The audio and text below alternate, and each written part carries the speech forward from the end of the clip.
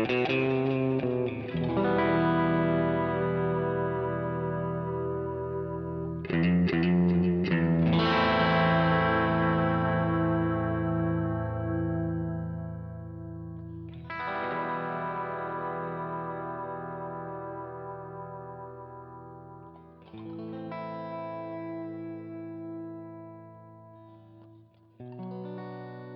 everybody, I'm Mark Steiner and you're listening to Mark the Maker.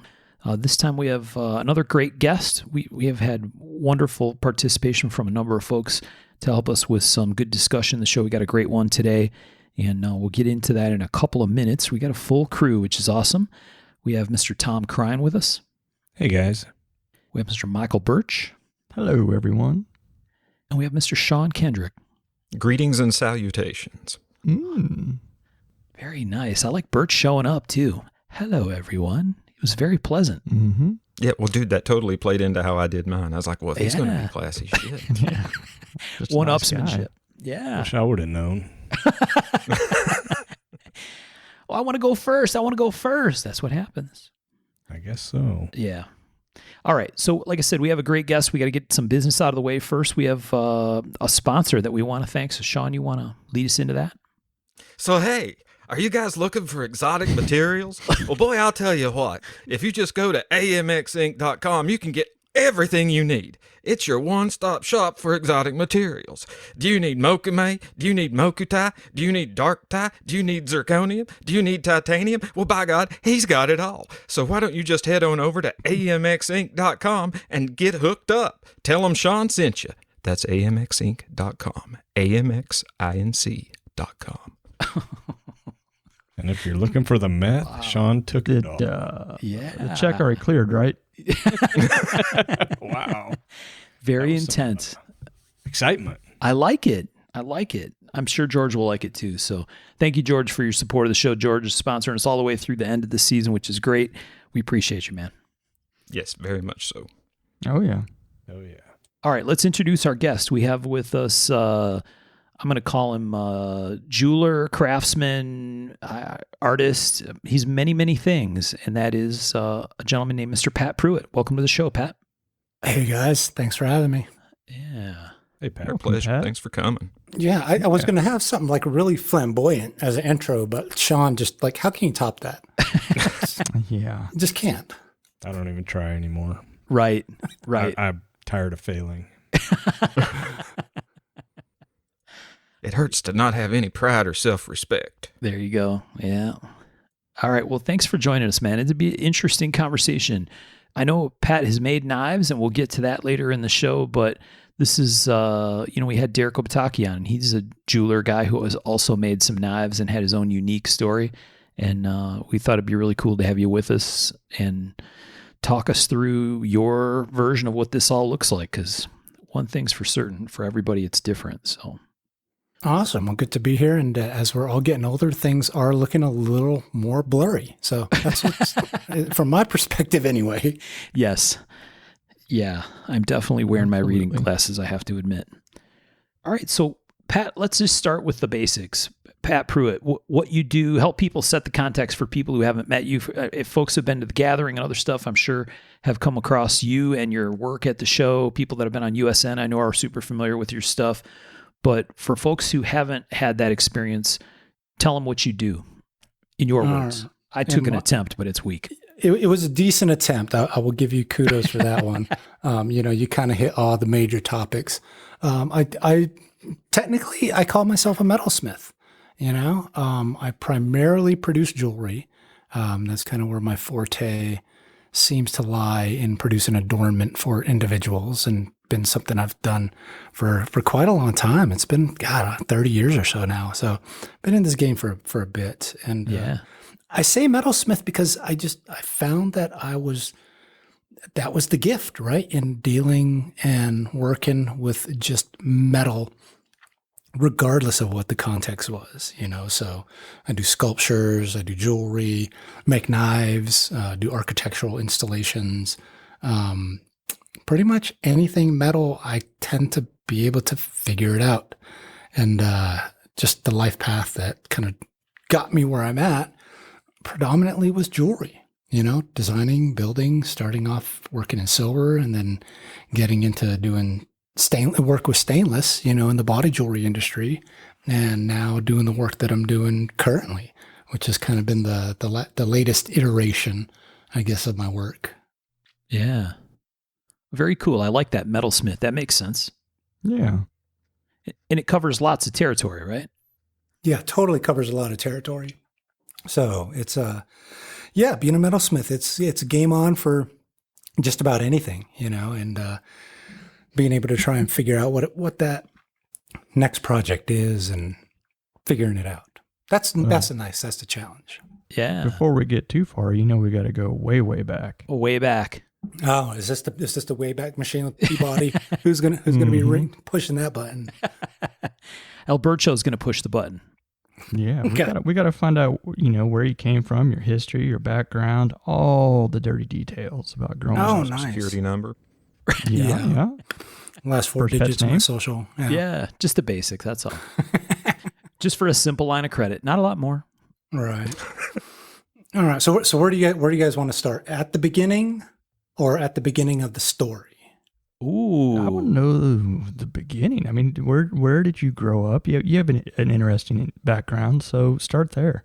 Oh, okay. So the beginning, right? So I am the second son of my mother and father, my mother Geraldine, my dad Daniel. I have 4 kids. I'm the second oldest. And like I said, I'm the second son. I have a younger sister, Anne, and a younger brother, Chris, and Dominic is my older brother. And my parents were both in the Marine Corps. So that's where they met. And, it was one of those things that they were both stationed, I believe, in Cherry Point, North Carolina. Soon after they got out, they were both honorably discharged. My brother was out in North Carolina, and then they moved back to my mom's home, which is here in New Mexico. And for the record, she's Native American, so I'm half Native American. My dad is Anglo, and our ancestry is Chiricahua Apache and the Pueblo of Laguna. So I affiliate with the Pueblo.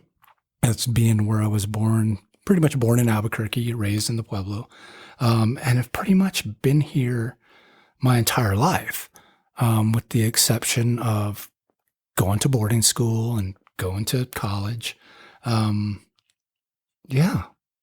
So where I'm at. So it's really nice because I have a really good foundation from a cultural perspective, right? Being brought up in our Native American culture and our practices and our beliefs. And also, I think at the time, having the opportunity that I think my parents afforded me of being able to go to school, right? To go out and go try to get a college education. Yeah. So that's the start, right? Yeah. That's interesting that your dad is Anglo and your mom is Native American. So for your dad, that had to be kind of interesting to come into that scene and learn about the culture? Was that like a big piece of, I assume it would be a big change of life for someone to kind of really understand what that's all about and what it's like? Yeah, I think it was challenging. I was a child, so I really didn't know. Sure. And that's a question I've never really asked my father. And unfortunately, my father is now getting up there in age. He's just turned 74 as of the 11th of October. And unfortunately, he's, been diagnosed with dementia. So, he's kind of going down that path of having difficulty remembering things, or the things that he does remember, they're just kind of like sporadic, wild, random little tangents. Pieces. Yeah, little bits and pieces. So, but I imagine at the time, when he came out here, being non-native and being welcomed into the community, must have been pretty interesting. I don't know if it was a culture shock, but I suspect it probably was. Yeah. Coming from, he's originally from Florida, but his roots go back to the DC area. So. Okay. Oh, very interesting. So yeah, New Mexico, that's where you've been basically your entire life. Yep. pretty much been here my whole life, except for a stint in Dallas. So I was down in Dallas, going to college down there, studying mechanical engineering, and I don't know, spent about 8 years down there, I think. Now, excuse my ignorance, but a pueblo is the same as a reservation, just a different name, correct? Well, there's reservations, which technically are, lands held in trust by the federal government for that particular tribe or that particular nation. So you have reservations all over the United States. Okay. Pueblo, as far as the terminology, has really, when you categorize it, you had kind of like sedentary and nomadic tribes.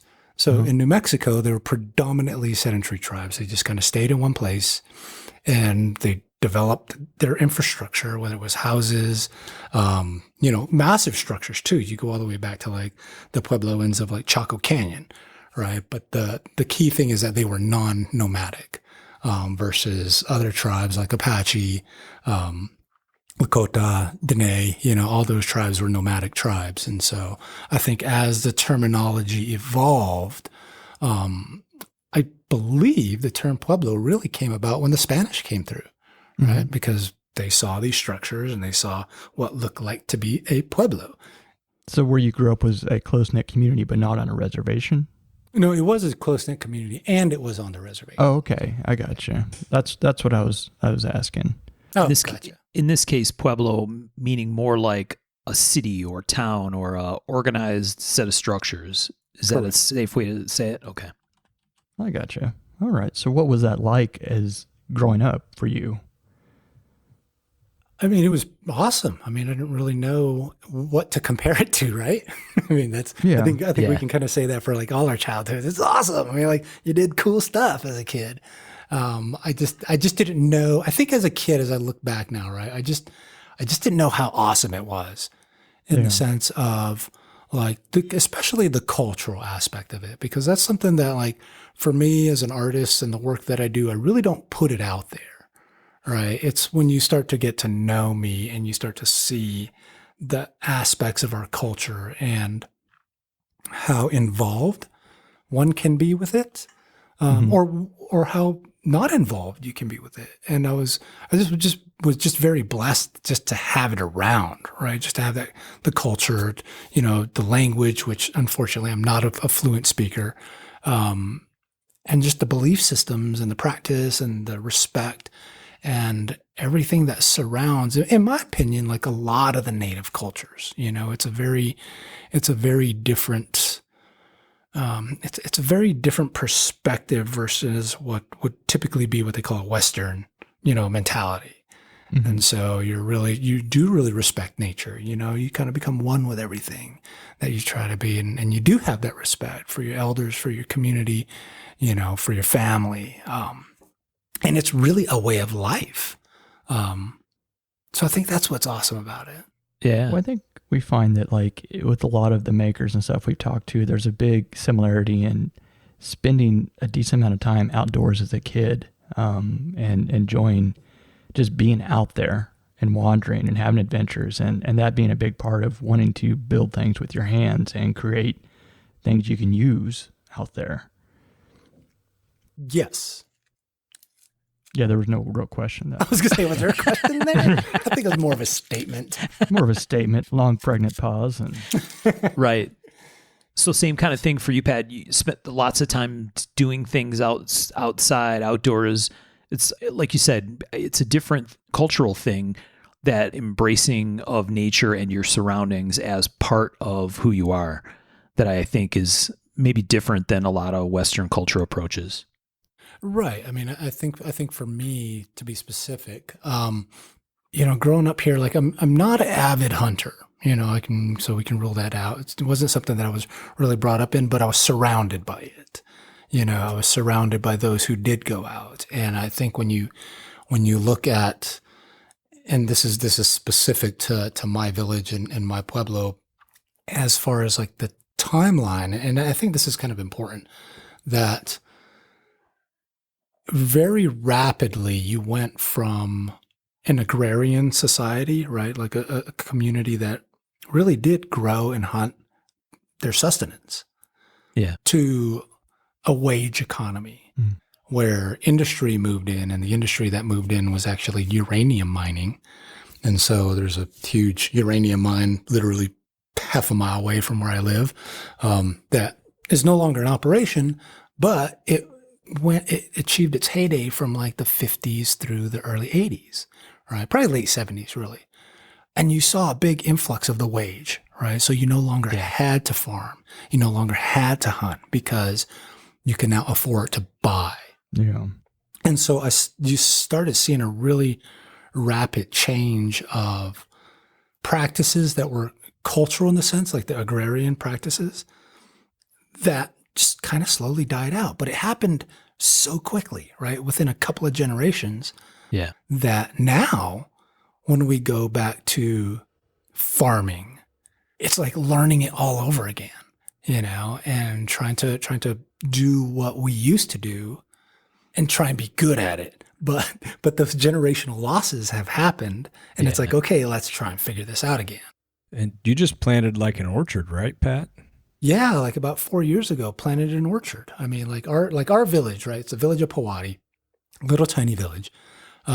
In our region is one of the only villages that actually has a year-round water source, right? So we have a little creek, and being out in Tom's neck of the woods and being in Oklahoma, and like when you say creek, I don't think it's a creek as you guys imagine it. It's a much smaller. It's a much smaller. It's like kind of runs, right? It's a little tiny thing, but it's water, and that's what for us is extremely important, right? To have that resource and to try and get back to what we used to do. I mean, this little village, because it had that water source, was a farming village. They had orchards 70 years ago. They had vast farms that when I was talking to the older gentleman, and this probably would have been in my teens. And at that time, they were like 60s and 70s, right? So huge generation shift there, that they were talking about how the fields were just so bountiful, right? With melons and corn and squashes and like all these things that you didn't realize grew here because we are in the middle of the desert, Yeah. And that's the whole reason the village is there, right? Is like you said, because of that water source. That's a really important aspect of right, especially for people that are in that stationary mode, right? If you're not traveling from one of those spots to another, if you're going to actually make it work in a spot, there's some key things you need, and obviously water's a huge one. Yeah, water is huge. So it's I've been very blessed, to grow up and to see and hear some of those stories firsthand as a youth. And now as I've matured and have come back to live here, by choice, that being able to have the means to try to get back to doing what we do. And maybe it's not for sustenance, right? Like we don't have to do it, but just keeping the practices right. that they've had, right? Because again, like Tom mentioned, that when we planted an orchard, I think we put down 120 trees, and this year was the first year that they fruited. So it was just like, wow. So being that our community is pretty small, I want to say, 200-300 people here. It's really a communal orchard, right? Come get what you want. Don't waste it. And at the end of the season, we'll see what's left.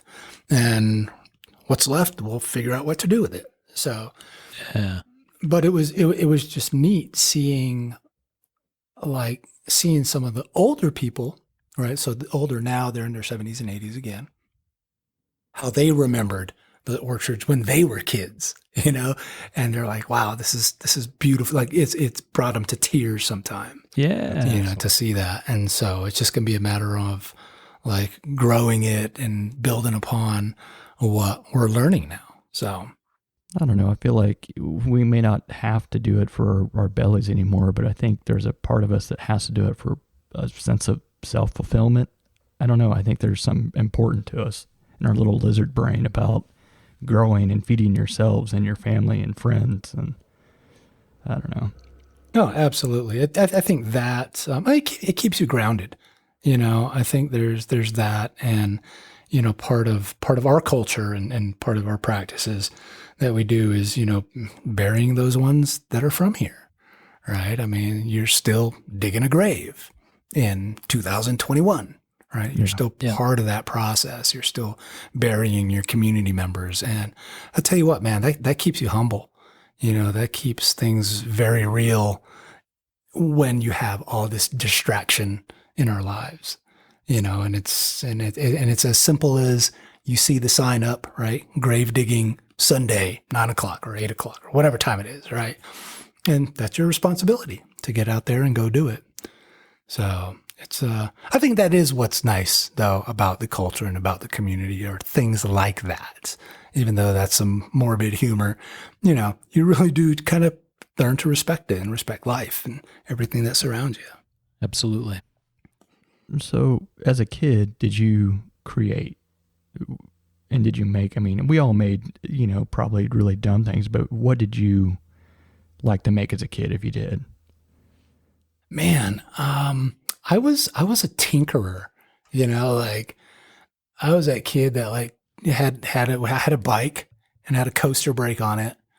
And for whatever reason, I had to take it apart. And I don't know if you guys have ever taken apart a coaster brake on a bicycle, right? At the time. Yeah. At the time.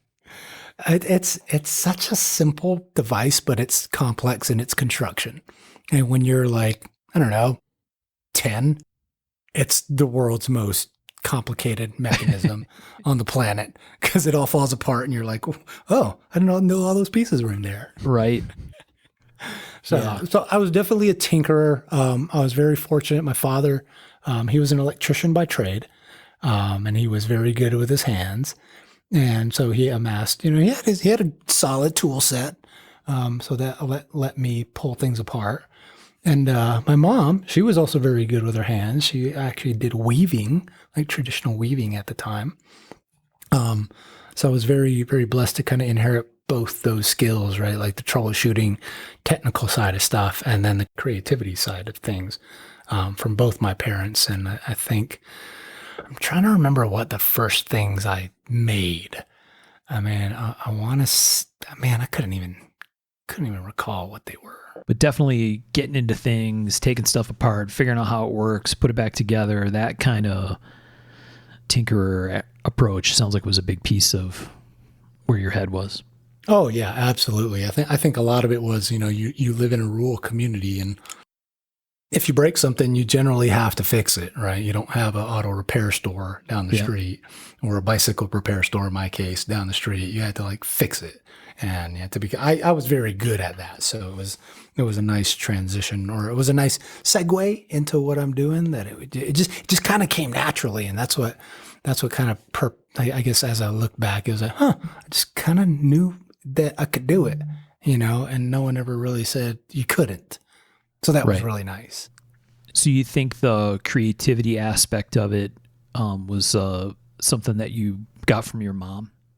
Yeah, I would like to say so. And I think that was probably just inherent, like in the talent. I believe everybody has a talent, right? Because like you guys get commented on, like, Tom and Michael and Sean, it's like people probably say to you, oh man, I wish I could do that.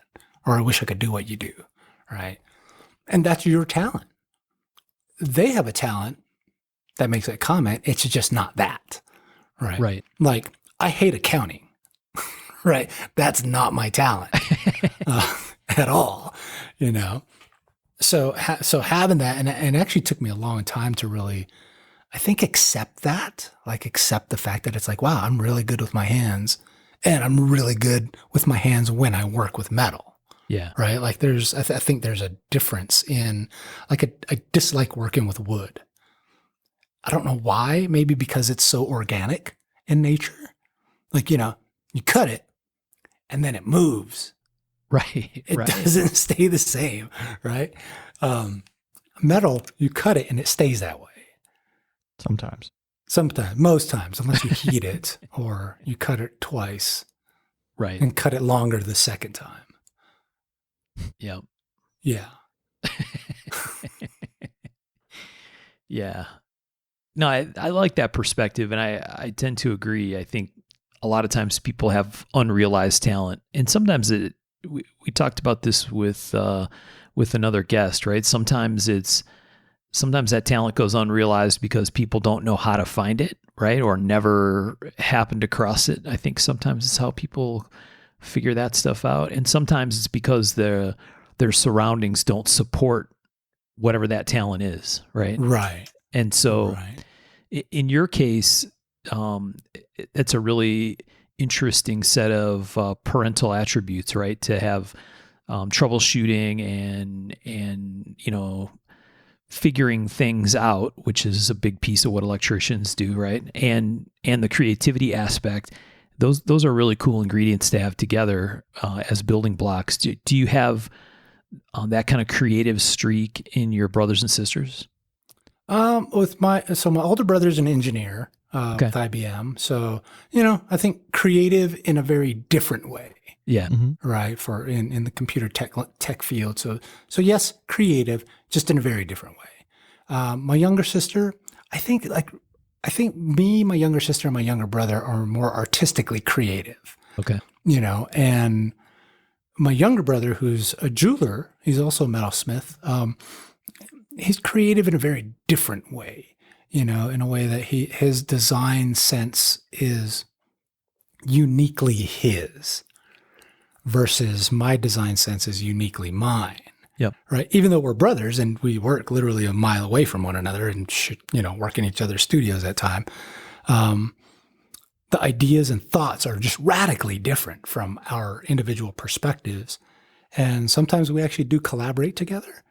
And in my opinion, that's when like the magic happens. Yeah. Right. It's like I can pull on his strength and he can pull on my strength and we create things that we couldn't do on our own. And that's what I like about working with him, but also working with other people. Like in the knife industry, for example, right? I think Burnley, Lucas, he was the guy who kind of introduced me into this side of life. And we did some collaborations together and they were pretty cool. Yeah. And we continue to do collaborations every once in a blue moon. But I think being able to pull on each other's talents, is pretty phenomenal. Being able to work with like Derek Obataki, right. And maybe just do a little spin on what he's already doing. I'm going on a tangent here. That's all right. With the siblings, yeah, I think we're all creative and just in very unique, different ways. Yeah. So how did it go from this thing where you're like tinkerer, fiddling around with stuff, to realizing that you had a strength in that area? Was it later on, or was it when you were still young? So this is the start of the story. Oh, okay, okay. Right. So this is the story that I'll actually tell the long version because it's very rare that I get to do that. So we got time. Yeah, we have some time. So this is me getting into working with metal. So when I was 15, I was up in Montana, of all places, with my grandmother at the time. I think I was accompanying her on like a religious pilgrimage for one of her things she wanted to go to. I believe it was at the Kateri Tekakwitha conference. Okay. So, which Kateri Tekakwitha, who has now been canonized a saint, I believe, was like one of the Native American icons in the Christian religion. My grandmother, devout Catholic, right, on my mother's side, loved to go to these meetings every once in a while, every year if she could.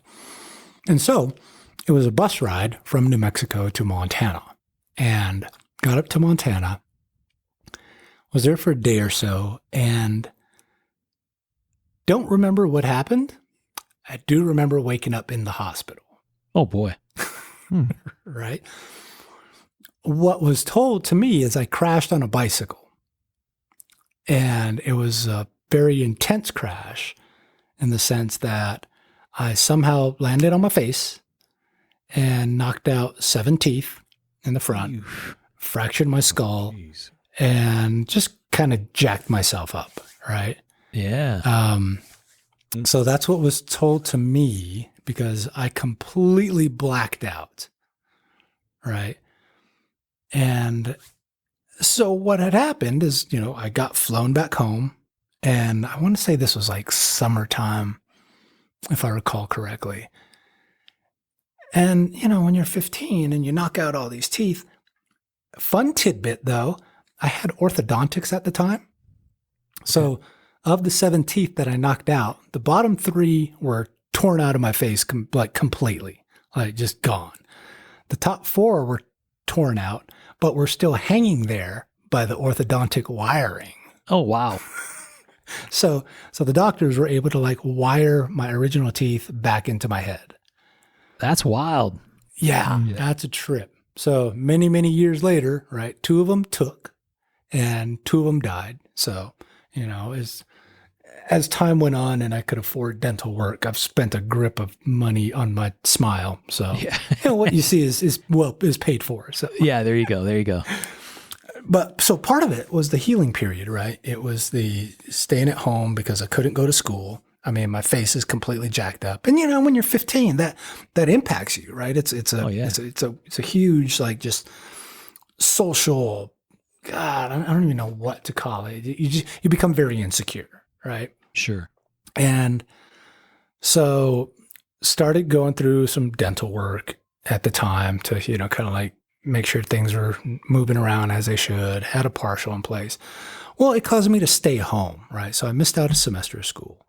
And one of the things as I started healing and started getting better and started being able to eat real food and everything else, was I became very bored, right? Because this was early 80s, mid 80s, zero internet, and the television you had was whatever you caught over the airwaves, right? So it was like 5 channels. Right. On a good day. On a good day, right? When it wasn't raining. And so I sought.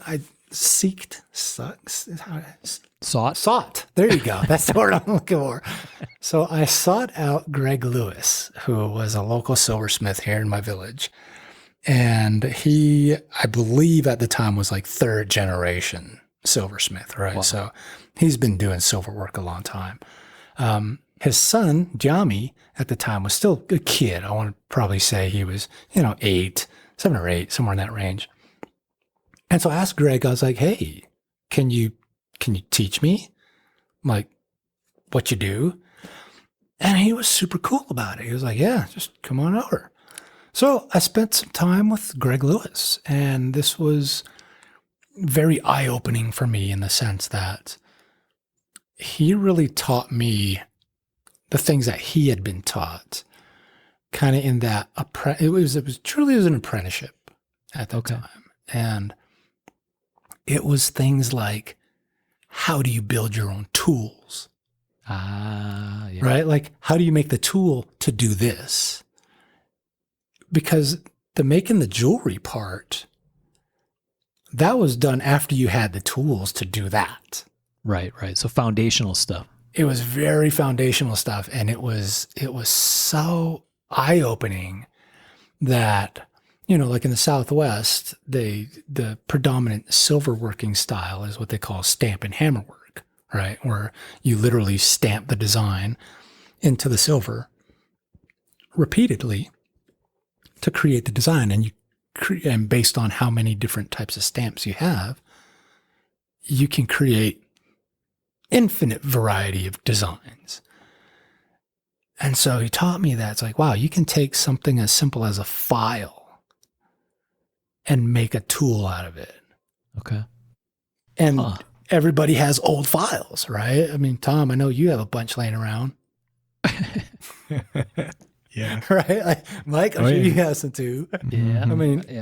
I mean, these are things that everybody has. And it taught me that, like, you don't have to have like the Buckeye engraving laser cut or EDM cut stamp to create a design. Yeah.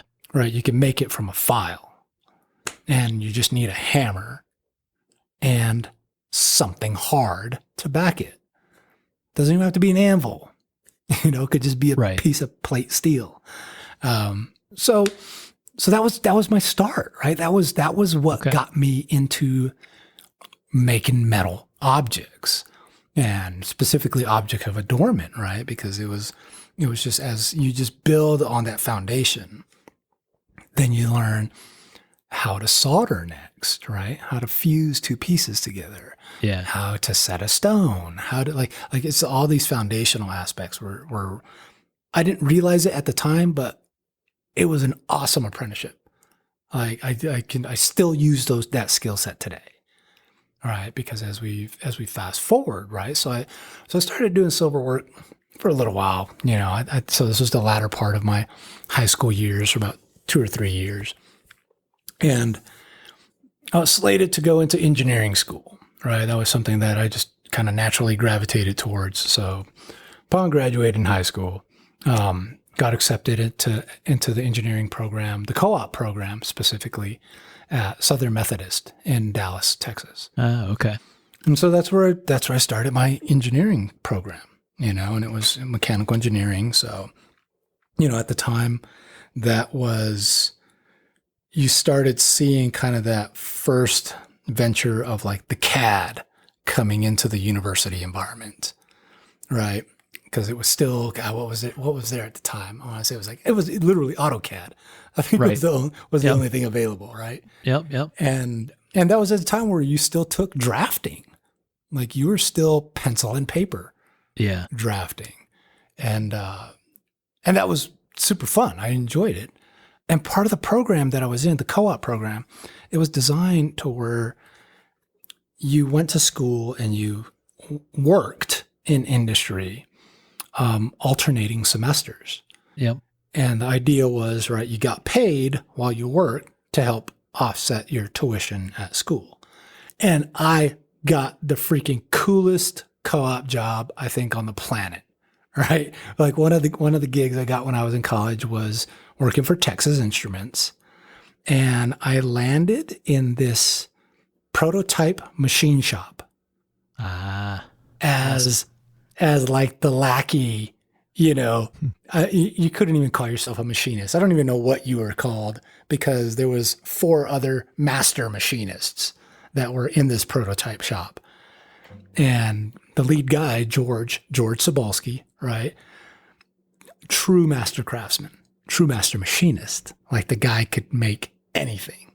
And it was like being a sponge, right? Like in that environment, just absorbing like all these things these dudes did with like these machines that like, it was like kind of in heaven, right? You have like that tool porn that's like, oh man, that's like a super badass, like Bridgeport. They had the hard hinge HOV lathes. Like it was all top of the line stuff in there. Oh yeah. Especially TI.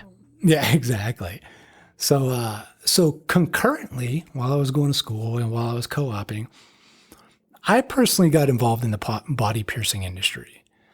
And, I was a poor, starving college student. I was paying my way through college and had scholarships. But as I got into the body piercing scene, I realized how quickly that jewelry was for that industry. And I couldn't afford it because it was a nice hobby that I got into, and said, man, this jewelry is really expensive. I'll bet you I can make my own. Right? Yep. Having the silversmithing experience and now having some machine shop experience, I was unstoppable. I'm like, I can bend stainless steel wire into a ring. And so that's what I did, right? But that was the introduction into working with stainless, and working with implant grade titanium. And that's really what got me involved in these particular metals. And so as it progressed, I started making jewelry for myself. Some friends of mine found out I would make body jewelry for them. And then a couple of studios in the Dallas area found out, and I would start making jewelry for them. And it just kind of like by word of mouth, so this was early 90s. I was producing jewelry out of my dorm room for some studios in Dallas and then kind of Texas. And it was just fun. Pat, so you were making this jewelry by hand, basically, or you do? Okay. Yeah, no, there was like zero CNC at this time. This was all hand fabricated. Yeah. I think I bought like a Sherline lathe, at the time for things that needed to be threaded or drilled. Yeah. I think I had a drill press and a polishing machine. In your dorm? Yeah, my dorm room. But it was like, crazy. Yeah, it was pretty nutty. I mean, I had the polishing machine from the silver work I was doing. And so it just kind of like led into that. And then I was doing that for like a year or two. And then a buddy of mine who was an engineer with Alcatel, his name was Brian, he showed me an article on the front page of the Wall Street Journal, right? Back when they still printed papers. It was a full article on body piercing. And that was the moment, right? Like that was the aha moment of, I could turn this into something. Like I could make it a business. Yeah. And so did what every, eager entrepreneur does is you drop out of college and you max out your credit cards buying shit. Right. And then you do a road trip to sling what you have. And lo and behold, I was in business. Yeah. Wow. That's very cool. So your Texas Instruments internship stuff, was it kind of classic machine shop scenario where you kind of get kicked around for a little while and you're like the donut retriever guy, and then once you sort of show them that you, one, are interested, and two, give a shit, they kind of take you under their wing and roll from there? Did you? That's the way my experience was in that sort of world. But I was, no, I was real fortunate in the sense that I think there was enough culmination of experience at that time. Like I could read blueprints because I took drafting, right? Yeah, took CAD. I knew how to fabricate based on like the silver experience, and I had a fairly good understanding of just the mechanics of metal removal. What I didn't know was like, okay, put you in front of a mill. How do you use it? Right. It's kind of a glorified drill press when you really think about it. Or how do you operate a lathe without losing your arm? Right. Yep. So I think what was nice is that the machinists there saw that I could do these things, and they had a very hands-off approach. So what this particular prototype shop did was actually build components for one of the machines that TI made that was doing optical inspection of the leads for microchips that get soldered onto circuit boards. Okay. Right. So it was high volume production, or the machine was a high volume machine in the sense that it optically saw how aligned the fingers were that were touching the solder pads. Yep. And then if they were out of alignment, picked it up, readjusted it, placed it back down, measured it again. So we were building components for these machines. Okay. And their hands-off approach was, don't come at me, kid, unless you cannot figure it out. Yeah, right. So it kind of was like that trial by fire. It's like, show me what you can do. And if you can't figure it out, then come ask us. Which was really nice because it really accentuated those problem-solving skills that you had. You really had to pay attention to what you're doing because a lot of the tolerances that we were holding, plus minus a thou on some things. I mean, it was tight tolerance work. And that was the first work I was doing. I didn't get the luxury of like plus or minus 10 thou. It was like you're plus or minus 2 thou or plus or minus thou or plus 0 minus 1, right? Like those are the tolerances that we were dealing with at the time. So you kind of had to become very dependable and very good in a very short amount of time. And these guys knew what they were doing. And so the beauty behind it is that when you did ask the question, they knew you had tried to figure it out. Yeah. And so that was like, I don't know how to describe it, but that's like all those little miniature aha moments of like, oh, I should have thought of that. Right? Yeah. Well, and that's part of that build credibility thing too, right? Is that you try not to come to them unless you really have a real issue. And they see that, right? They can tell when you are being lazy versus when you, no kidding, have a problem. And there's a credibility aspect that comes with that. But that's absolutely. It's very cool that they give you space to do that and learn it that way, right? It's a little sink or swim. Never heard. Yeah, total sink or swim. And and the nice thing is like they were like, these are the tools you're going to need. So like the micrometer set that I bought, I still have today and I still use. So it's like they not only taught you, but they taught you well and they taught you correct instead of like you're on your own, go figure that. It's like right. it was we're gonna help you help yourself kind of deal. Yeah. Yeah, the under a wing version of sink or swim, not the F you go away version of sink or swim. Yeah. No, very cool. Yeah. So you're slinging jewelry out of your dorm room one day and on the road the next. On the road the next. And then lo and behold, your business moves from your dorm room to like a 1-bedroom apartment to a 2-bedroom apartment into like a 3-bedroom house with a 2-car garage. And then you end up in your first industrial space. Yeah. Right. Mm-hmm. And at the time, I think at that time I had 5 employees. And so that was still in Dallas.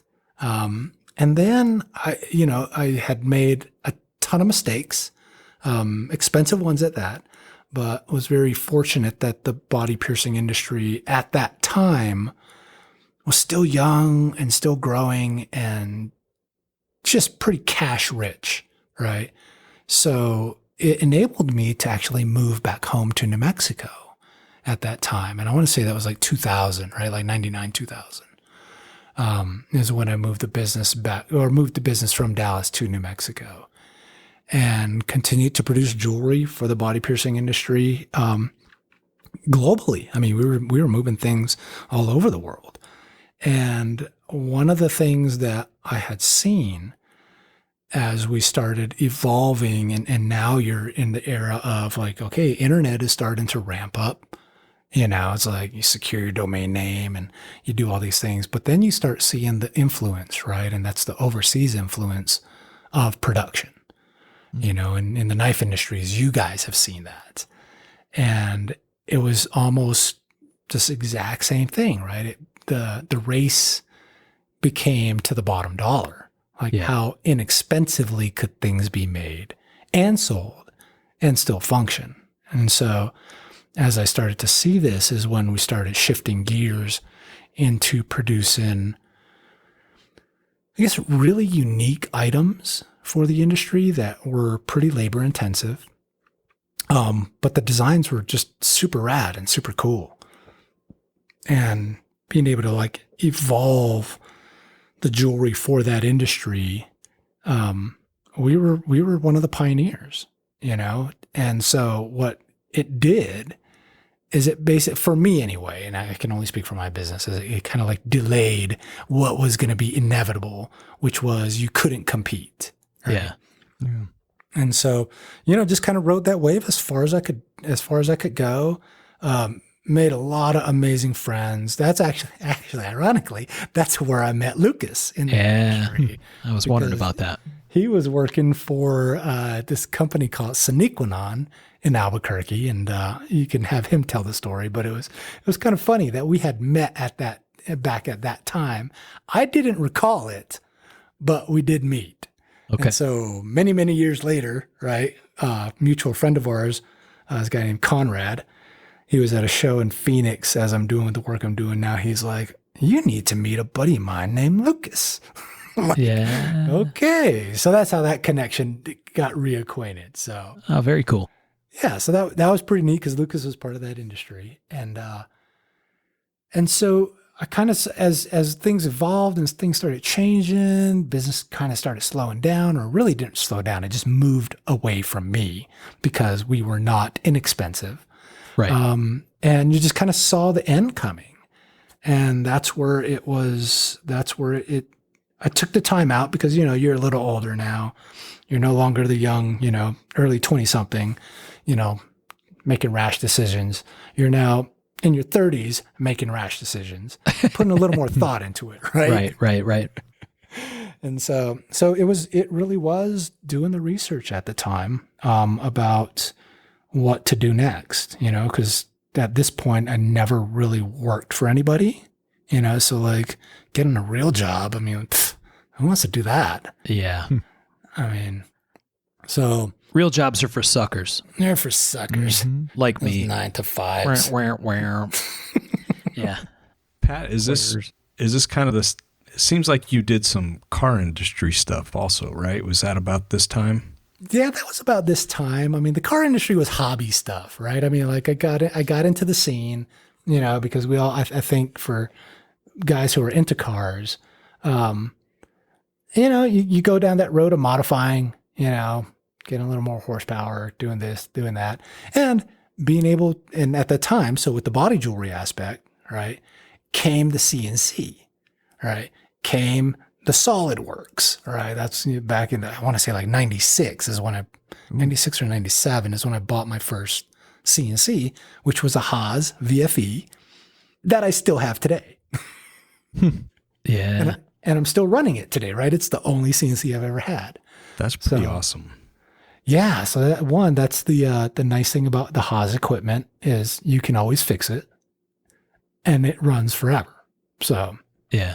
it's nice. So the body jewelry industry afforded me getting into the CNC side of work because it then became production, right? You're no longer making 10 or 20. You're making hundreds. You're making thousands of one item.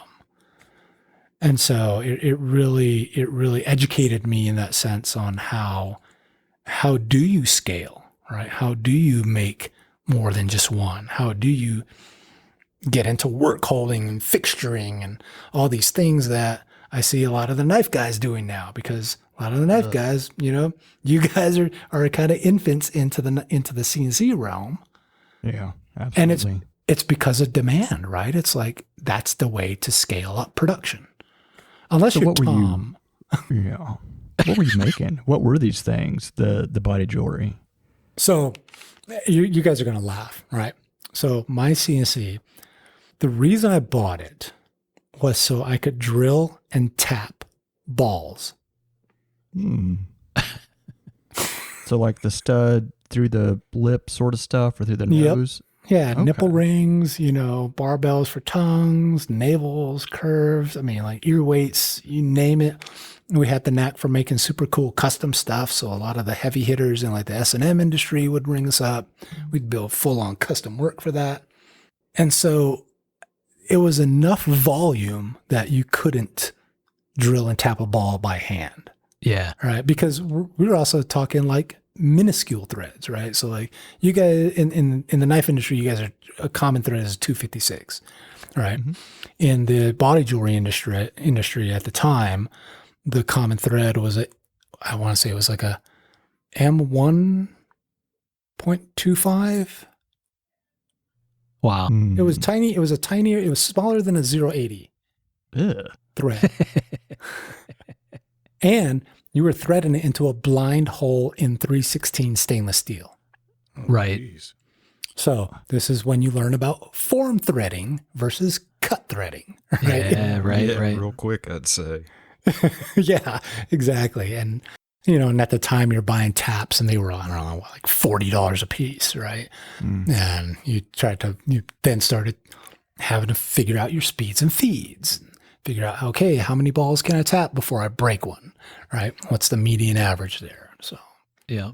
And how do you hold onto a ball? Stuff like that. Right. How do you hold onto a ball? How do you hold onto a spherical surface so it doesn't spin away when you drive in this 080 thread at 800 RPM and 10 feet a minute, right? Or 10 inches a minute. It's like you're pushing all these things really, really hard. And you start getting into like, this is the esoteric side of stuff, right? You start getting into, okay, if I'm forming a thread and I need to achieve like a 65% thread form, they don't make a drill bit that size. So you get custom drill bits made because a 55% form thread is not going to hold up as well. 75% form thread is going to just snap your tap all day long, right? Yeah. So that was the introduction into the CNC game, was through the body jewelry industry and really doing a lot more CAD work, CNC design, getting to know the CAM packages and what was out there, and really how to use the machine, right? Like how do you do these things? And so as the body jewelry industry started to wane, it was a very conscious effort that I wanted to get back into making traditional adornment, right? Like rings, bracelets, earrings that were not body jewelry. And I also didn't want to have to relearn how to work in silver or how to work in gold, or the precious metals for that matter. And so I stuck with what I knew. I stuck with the stainless steel, I stuck with the titanium, and with the exposure years later, got introduced to the zirconium as a metal. And so now those are the three metals that I work with exclusively, producing objects of adornment for the discerning individual, right? Oh, I like that. So Pat, your CNC introduction, or when you kind of dove into it, was before even you came back to New Mexico. It sounds like. Yeah. So was your move to do, I guess it wasn't, I was going to say, did it have anything to do with coming back home? It sounds like it had more to do with industry pressures than anything else, right? Kind of your pivot to what's next. Correct. Well, it was a demand due to volume is what it was. You know, I mean, you just couldn't make things by hand as fast as a demand required. And so when I jumped into the CNC game, like to this day, it still trips me out, right? Like I'm going to break out my calculator because math is never wrong, right? So I was 24 years old, right, when I bought my first CNC. Yeah. And I purchased two. So I bought the Haas, and then I bought a Swiss lathe, right? Which was by Citizen. It was a Citizen B12, I believe it was. Yeah, yeah. And, you know, I was 24 years, just say 25, I'm going to round up. 25 years old, and I was over $180,000 in debt with just those two machines and supporting equipment payable in 5 years. Right.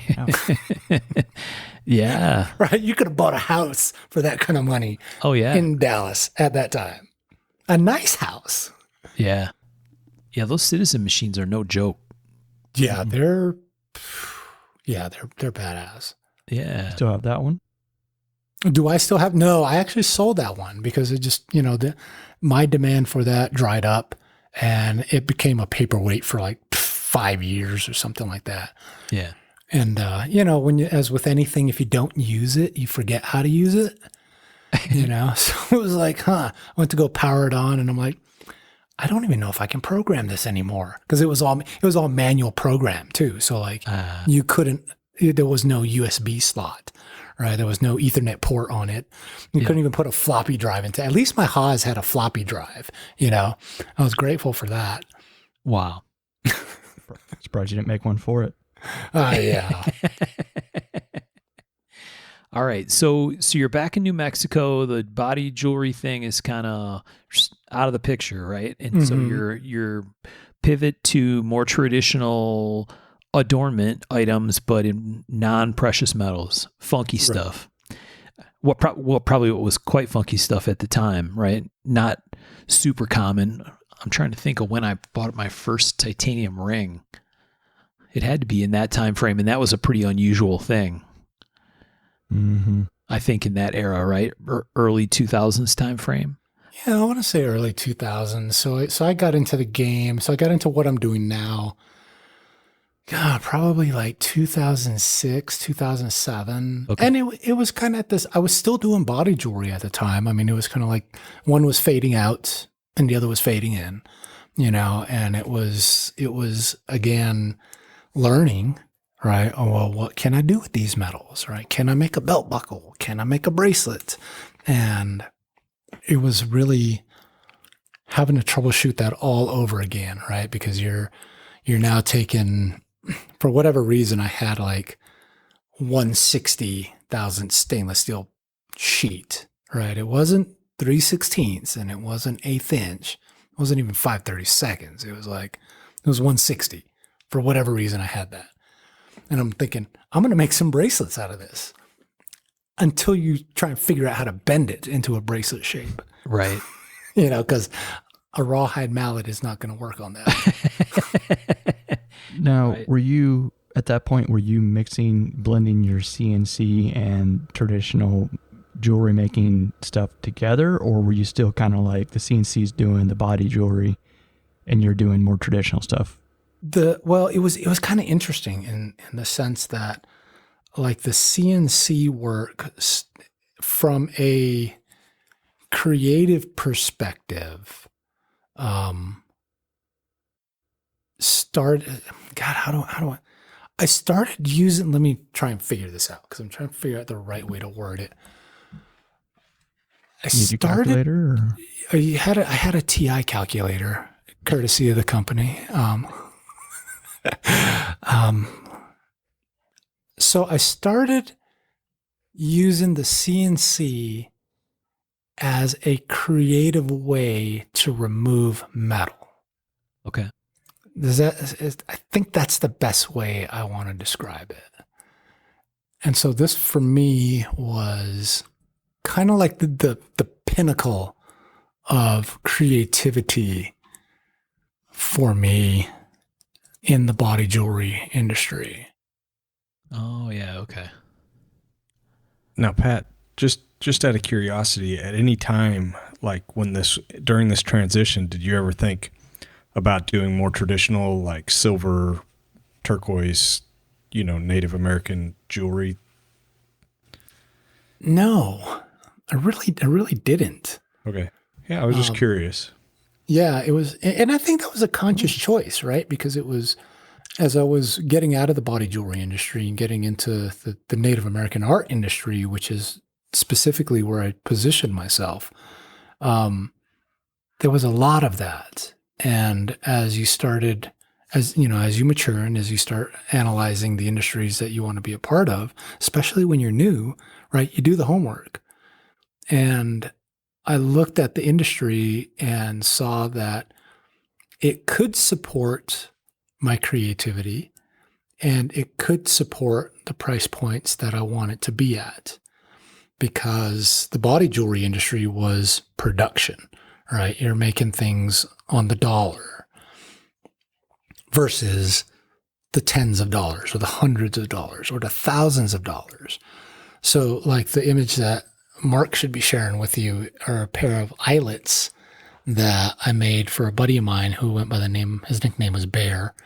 He's since passed on, but he had his ears stretched up to, I think, 5 inches at the time. And so these were a set of expandable eyelets done in a hot rod flame motif out of aluminum and stainless steel that started off at 5 inches and could expand out to, I think, 10. Wow. Which is where he wanted to go. All right. So when I say using the CNC for creative metal removing, this is what I mean. Yeah. Right. Well, that makes sense. You probably looked at your CNC as a production type of machine. You learned how to build materials up to create something. And I guess it was kind of hard to see it as something that you take away to create something. Correct. Using your, I can kind of see that process. Yeah, I mean, because that's you're odd. Really, you're really like when you're machining, right? It's all stock removal. Yeah. And you're really sculpting is what you're doing.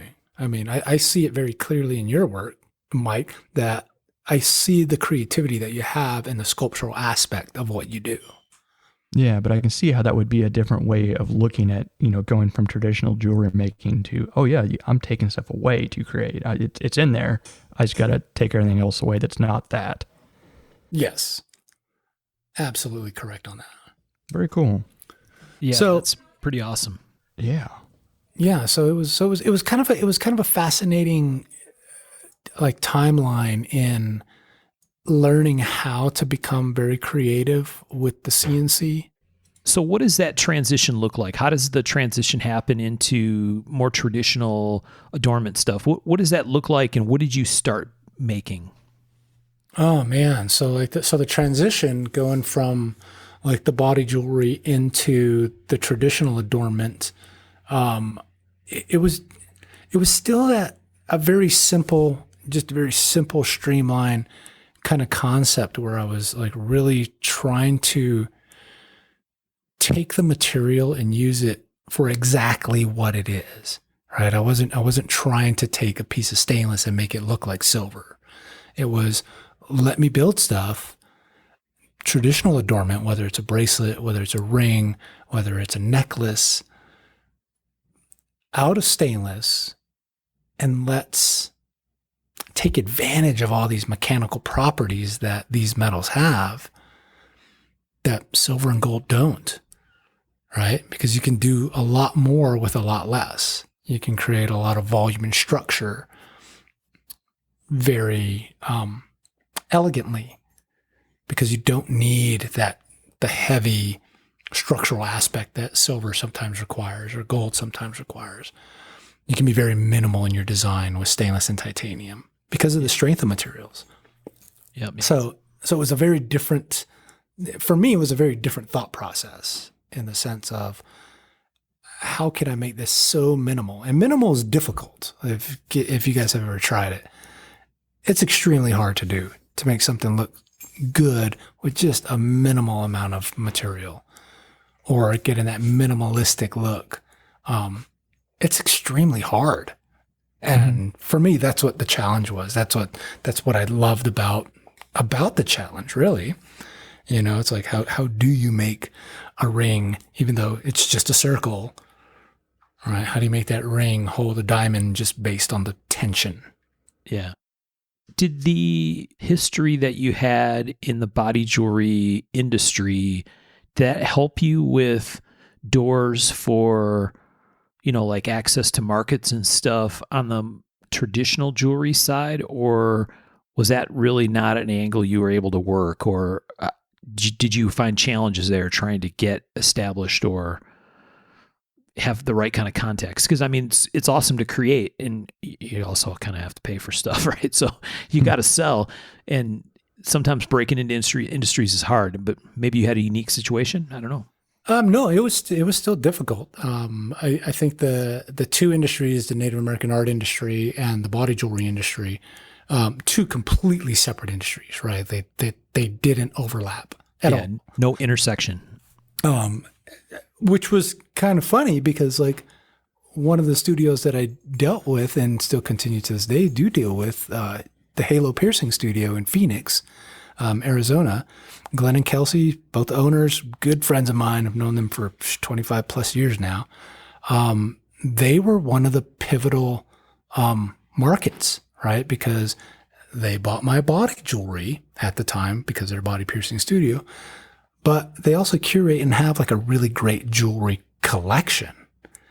So as I transitioned, Kelsey started carrying some of my newer work. Coincidentally, the Herd Museum in Phoenix also puts on an art market in which the Native American art scene, there's competitions associated with these markets, and the Herd show is one of the premier shows. So going to this show, I was applied for it, right? It's a juried entry, applied for it, was able to get in. And the first year I got in, I did really well in the competition. Like I want to say I got like an honorable mention and like a second place for the work I was doing or for the work I entered. As far as the sales were concerned, I think I sold one piece that entire weekend. Yeah. So it was like, okay, let's let's see where this is going to go. Right. It was a reality check. It was like, it was a slap on the face. Was part of that possibly the fact that you were doing, like, you were in a traditional art area using non-traditional materials and style? Yes, I think that was a part of it. I think it was something coming in with work that was pretty radically different, Was that accepted by your peers at the time, or were you? I almost feel like they would look down, almost like you weren't. That's not how we do it, Oh, you mean like you just push a button and it comes out of the machine? Yeah. Well, and just, the materials also, it's like, no, that's a substandard material. Why would you use that kind of thought process possibly? Yeah, I don't think materials were ever an issue. I did get some resistance from peers, from other jewelers at the time, on the methods, right? On the practice, on how you're doing things. Right. So much so to where the other major art show that's out there is what they call Indian Market, right? It's put on by SWIA, which is a Southwestern American Indian art show. And they have standards, right? Like you cannot use machine-made components in your creations. And those machine-made components are usually like the mass-produced, like bolo tips or clasps or whatever, right? And as I described my work for the markets, I don't lie about my work, right? It's CNC, it's machined. They mistook that as being machine-made. And so I had gotten denied for 2 or 3 years before I actually had to go up to the organization and have a discussion with their standards committee to say, you're misapplying these rules. After that education happened, then I was able to get in. That did not, I don't know how to put it. It didn't solve the problem of the perception of the machine doing the work, right? Which I think is within the knife industry can still be a thing, right? Versus the CNC tech being a tool, right?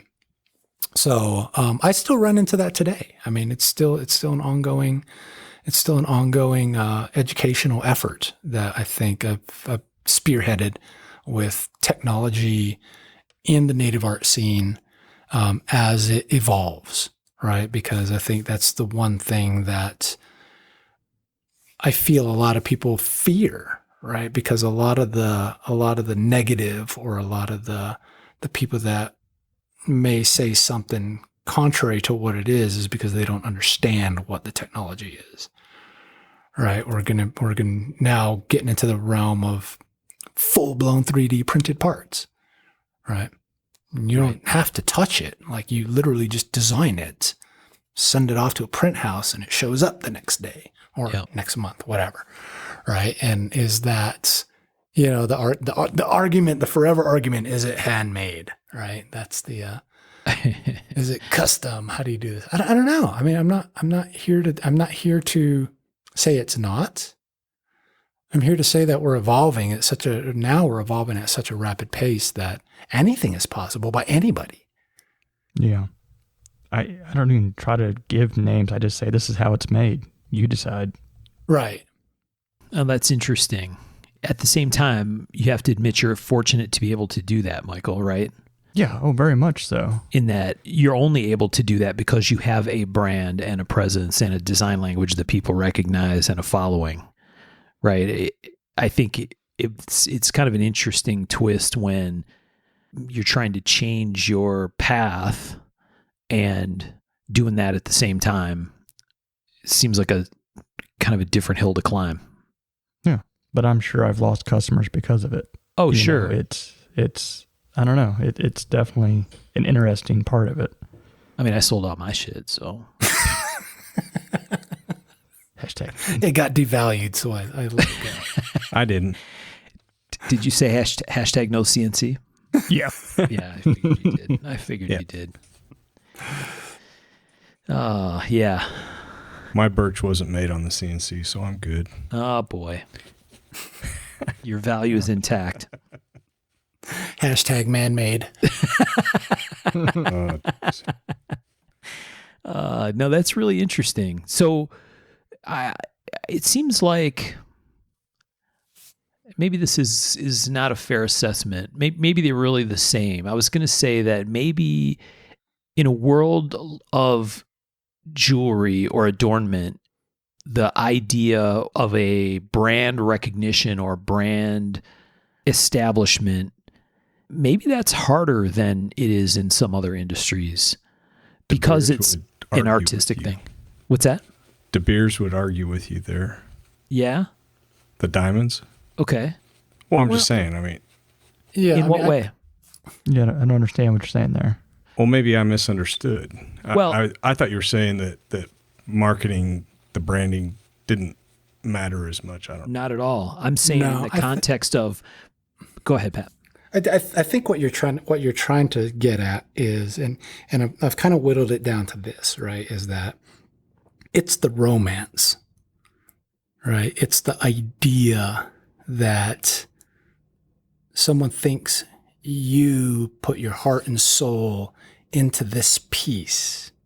And I'm saying this piece, whether it's a piece of jewelry, whether it's a knife, whether it's a painting, whether it's a piece of pottery, that there is a romance that's associated with a historical way of making something. Yeah. Right? Like the historical way of making Southwestern jewelry is sitting there with your stamp and hammer, pounding away to create this piece of jewelry. Yeah. Right? The historical way of making a knife is using the forge and pounding away at this hot piece of metal. And there's something to be said about that romance, right? Like, I don't ever want that to go away. No. But I think the romance is very different. It's a different kind of romance now, right? Because I can see the work that you're doing, Birch, right? Like, I get it. I understand it. To me, that's beautiful. Thanks. That's my version of romance, right? That we're going to go walking down the beach on a moonlit night, talking G code. Don't talk G code to Birch. He doesn't speak G code. But it's different now, right? I mean, that I can look. And for my industry, right, in the adornment industry, I can look and I can appreciate those craftsmen that are still doing things from a historic perspective, that are still melting silver coin and pounding out the ingots. I respect that. I love that. And I can look at the watchmakers using the most badass tech in the world to machine a fine watch. Right. You know, and that's still romantic to me. Yep. I don't think everybody has that perspective of the romance to them. It's usually pretty one-sided, or it's a very small range of work. It's rarely very broad. It's very odd that you see, you know, I mean, it can be. Yeah. But I would argue that there's a body of collectors that have zero problems with all this cool wizardry CNC stuff that's out there now, right? Because we're using it as that we're using it as tools. Yeah. And there's still a large body of collectors out there that are still acquiring all the, you know, historically made stuff. Mm-hmm. Right. And what body of individuals do both, right? That's the magic, right? That's where those are the people that see. And so that's what I attribute it to, is that for some it's romantic, for others it's not. And when it's not, it's usually because of a lack of information or the knowledge of how it's done. Because it's seen, at least from my perspective, when people criticize my work, I usually get the criticism from those who are historic fabricator style collectors, right? They dig the old stuff. Sure. Yeah, yeah. And my stuff absolutely does not appeal to them, nor do they take the time to learn and become educated about it. And so therefore it always remains a negative in their eyes. Yeah. Right. So But that's also okay too. I mean, yeah. I don't, if someone's upset with how I make something, that's not my problem anymore. You know, I wrestled with it some. I would be like, man, I wish you could do something about it, but there's nothing you can do. All you can do is make what you want to make and be upfront and just hope that people buy it. And that's where we got to find our comfort and our, and make peace with it that way. Right. And I like the terminology that Mark uses, the what did you call it? The design language. Yep. It's very specific, right? I mean, I think as people get into a specific industry, they can easily identify whose designs appeal to them and whose designs don't. And they generally collect designs that appeal to them. Sure. Yeah.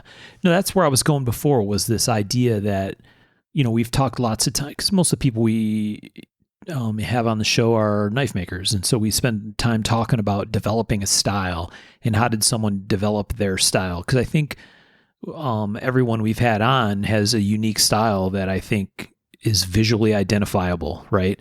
Mm-hmm. I can pick out a Bob T knife by looking at it, right? Oh, Bob must have made that. It wouldn't have to have a Terjola logo. You'd know it's one of his, right? Right. And same with Richard, right? And Michael, and so all the people that we've had on have a unique design style and design language, and we've talked about the challenges of developing that in the knife world. In that case, because it's so crowded, right? I think there's a lot of issues with trying to figure out how do I come up with a style that's uniquely mine, that doesn't bite on someone else's style, and yet gives me space to do what I want to do. And where I was going was, my initial thought was, maybe that's harder in the world of jewelry, specifically in a world of jewelry like you were attempting to go or get into, where you're violently non-traditional from a design perspective, right? Mm-hmm. Deeply non-traditional into a market that, has to have space for that in order for you to be able to establish yourself as a brand or as a designer. And I think today, to me, your design language is clear, right? Your work is identifiable, in my opinion. And that's awesome.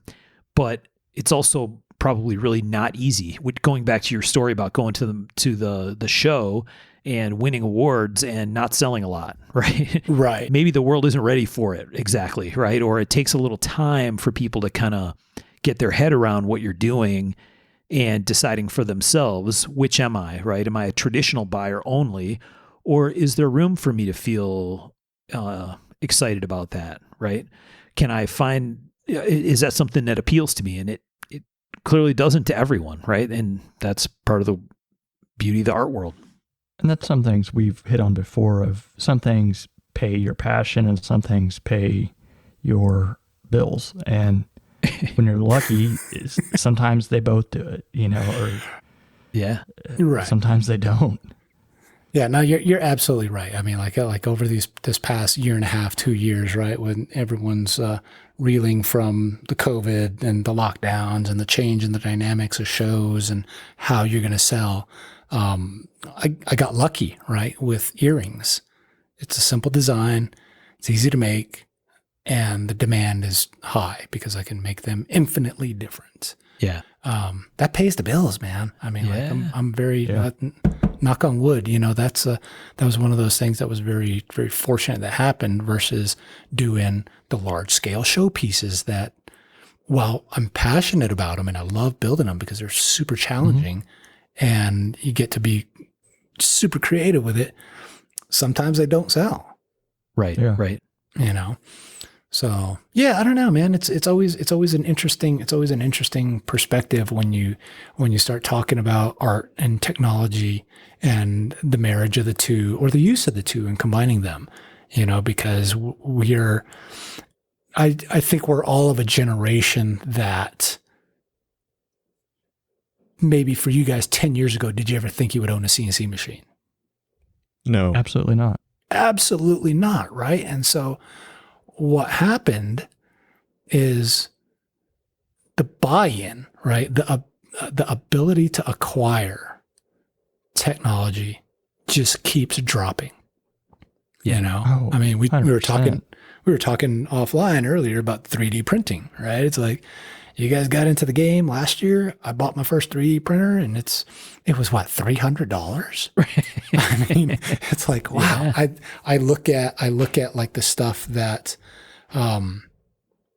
that we as an industry, as both jewelry and the knife industry, that we're doing with lasers, right? Mm-hmm. It's like 10 years ago, you couldn't buy a laser for less than $50,000. Right. Now you can get a sweet 50-watt laser from China delivered for $4,000 or $5,000. Yeah. It wasn't even 10 years ago, Pat. It was like a couple years ago. Right. Because I bought one of the $50,000 ones. I did too. I got one of the $4,000 ones. Bastard. Yeah. You bastard. So, but when you look at the scale of it, right, is that today someone has the same ability to do what I do at a 10th of the cost. Right. Oh yeah. Mm-hmm. To me, that's flooring. It's like, wow. Now, where I think, and this is my personal opinion I'm saying here, I think where the difference is that most people who come into it don't understand the physics and the science behind it. They see what it can do. And I think this is where my strength is at, I understand how anodization works. Laser, you're just a heat source. You're like a really precise flame in my mind. Once you understand that, you can really develop it out and control it, right? Yep. And the other strength that I have is that being a creative, I can then make pretty things. Right. Mm-hmm. Right. Yeah, you're doing some really badass stuff with your laser and makes me want to get back to doing it. But it's like we talked about before, I can only learn so much, and learning doesn't pay the bills either. It will down the road, but you can down the road. And maybe that's, maybe that's the segue into like what we talk about next, right? Because I think the technology is here, and I think it's really about, and I think it's also dependent on the individuals, right? It's like how accessible it is to learn maybe what you need to know if individuals are open about sharing with it. Because for me, I'm a book. You ask me how to do it, I'll tell you. You know, but you also need to understand at the same level that I do, like, this is why it works this way. Right. Not just like, here's my settings and you run with it.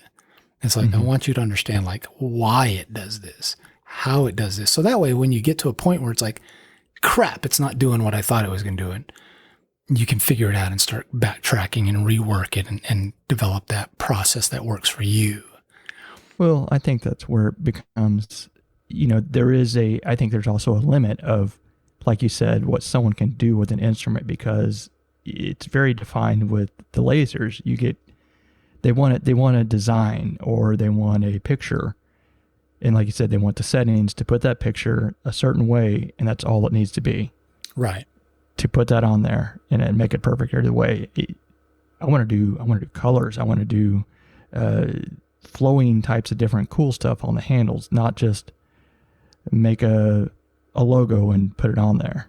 Right. But of course, that's all I can do right now.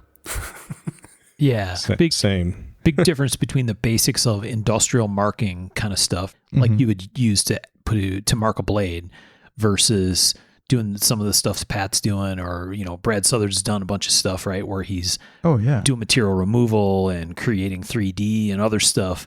And I think that, it's the way Pat described it makes a lot of sense, right? The understanding why and how, and once you know that, then it's a different tool, right? It's not just a marking tool. Absolutely, because it's the same tool. I mean, we all have this. We all have the same function, right? It's amplified light. That's all it is. Yeah. And it's how you use that light. I mean, we all have the same capacity to do these things, like identical capacity. Now, your software may suck and my software may suck, but yours sucks more than mine does. So I can do cooler shit with it.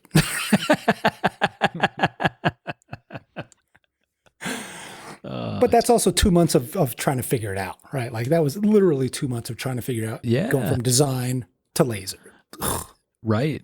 In industry, they call that development cost, right? Exactly. Right. Man hours turned into learning. Write that down. Development cost. Put that on your whiteboard. Tell Abby it's called development cost. Yes, she'll understand completely. Cost. Absolutely. Yeah. I do a lot of that. Yeah, that's how I look at it. Like even with this 3D printer that I got, right? It's a nice little filament printer.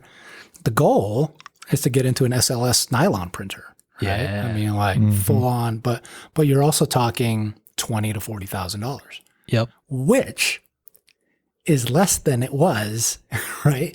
5 years ago. Oh yeah. At 150,000. I mean, it's like this, the scalability, the scale at which technology is becoming available, it just blows my mind. It's mind boggling. Yeah. Yeah. I mean, like how badass would it be to have full sintered nylon scales? Yeah. Like you just hit go and it pops in. Like and at that point it literally buy one from Target. Oh man. Yeah. Well, and I think we've talked about this before on the show, maybe more than once. Certainly Michael and I have talked about it a lot. That whole situation where like you said, Pat, there's people that want a tool because it can do one job, right? Or it can do a couple very specific jobs. And maybe that tool has capability that you don't really need, right? I don't need to turn metal fancy colors if I just want to put a mark on it. But, I think as people with creative minds, and especially young people who are growing up in a world where additive manufacturing is a thing, right? Things like 3D printers or SLS machines or other stuff, right? Where you can create designs that you couldn't manufacture without that technology, right? Without that being available. I think that's where things are, to me, that's super exciting. It's like, what are these, I'm going to call them kids, right? What are these kids going to come up with, right? When they have different wide open set of guardrails compared to what we had on, what's possible. Open world. Exactly. Yeah, it floors me. I mean, like that's like you. That's what I'm excited about, right? What's the next generation going to bring to the table? Yeah. Because recently, in the craft world, right? So there's the Smithsonian Craft Show, put on by the Smithsonian Museum in Washington D.C., one of the premier prestigious craft shows around, right? Juried entry. You have to apply, you got to send in photos, and then you wait patiently.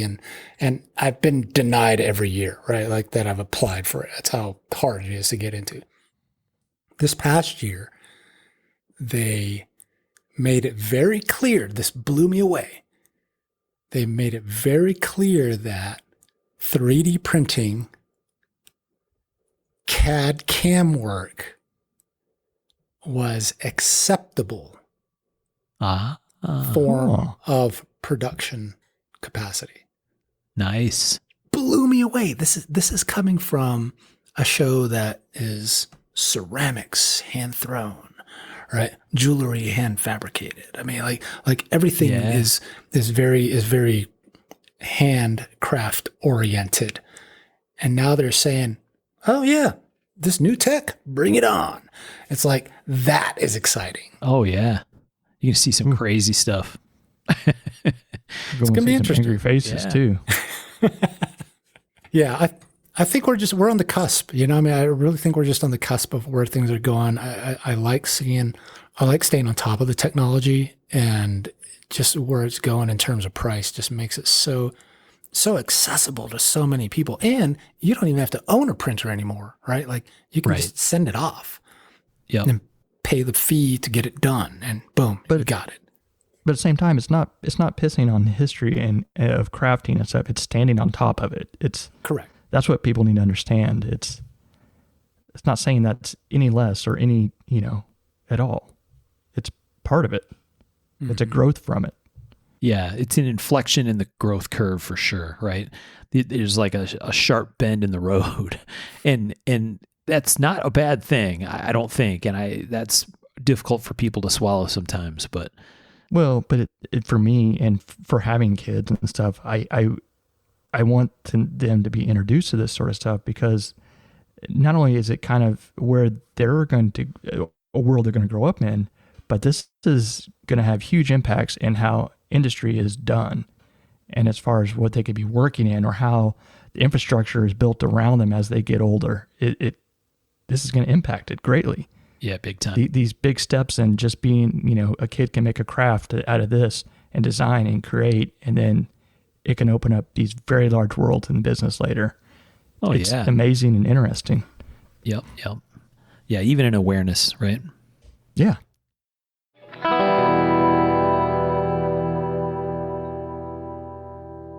All right, so at this point, we had to take a break in our conversation with Pat, and we agreed to reconvene shortly afterward to continue. And that shortly afterward turned into about 5 months. So that's it for episode 87 in the first part of our chat with Pat Pruitt. Circle back to us for episode 88, and we'll pick back up with Pat and keep the conversation going, talking about how he got involved in the world of knives and some of the makers that you've heard us talk to in previous episodes. So very good discussion so far, and the follow-up discussion is equally excellent. So like I said, you'll hear that in episode 88.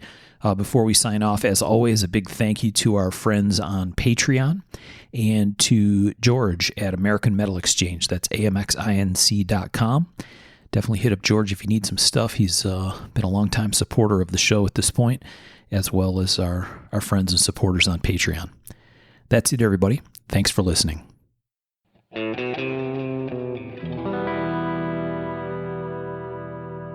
To learn more about our makers, you can find Tom Crine on the web at crineknives.net, in his Facebook group, Crine Knives, or in his Instagram account, at Crine Knives. For Michael Birch, check birchtreeblades.com, Facebook group Birch Tree Blade Works, or Michael's Instagram at birchtreeblades. For myself and the Raygun Bead Project, we're on the web at raygundivision.com. We have a Facebook group called Raygun Division, or my personal Instagram at msteiner. For those interested in photos, references from the show, or some discussion about the show itself, you can find us on the web at markofthemaker.com, in a Facebook group called Mark of the Maker, or on our Instagram at Mark of the Maker. Last but not least, the ultra cool and haunting background music we use for the show is a piece called Noir Guitar by Stevie's Amp Shack, found at the Free Music Archive and licensed under Creative Commons CC BY 4.0. Thanks for listening.